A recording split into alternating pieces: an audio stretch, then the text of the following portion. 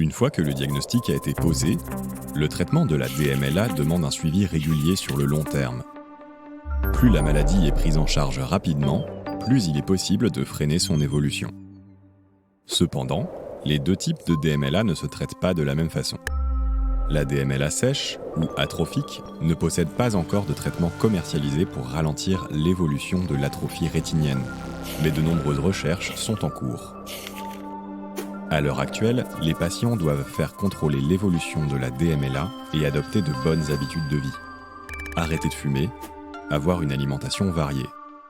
Il existe aussi des aides optiques qui peuvent améliorer le quotidien, comme des loupes, des éclairages. Lorsqu'il s'agit de la DMLA humide ou exsudative, des traitements efficaces sont disponibles et doivent être débutés en urgence.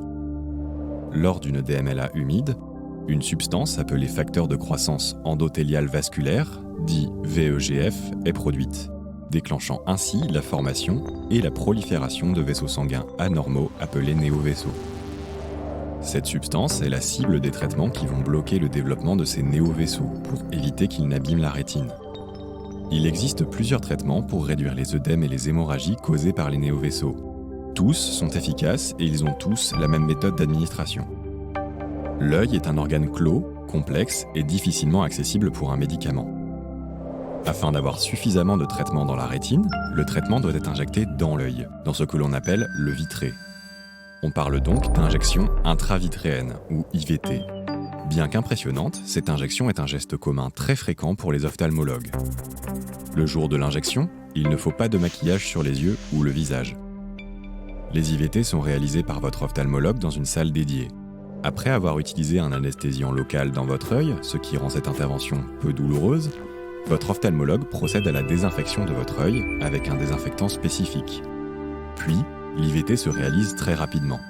Vous pouvez rentrer à votre domicile juste après l'injection, mais il est recommandé de ne pas conduire. C'est pourquoi il est important de se faire raccompagner chez soi.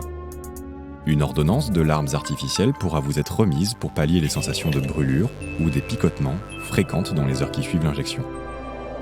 Ces injections sont prescrites sur le long terme. Le traitement ne supprime pas les néovaisseaux et ne guérit pas de la DMLA.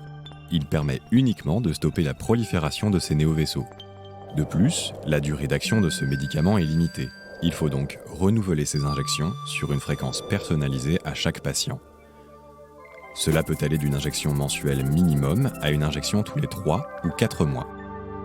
Un suivi régulier est donc très important pour conserver sa vision.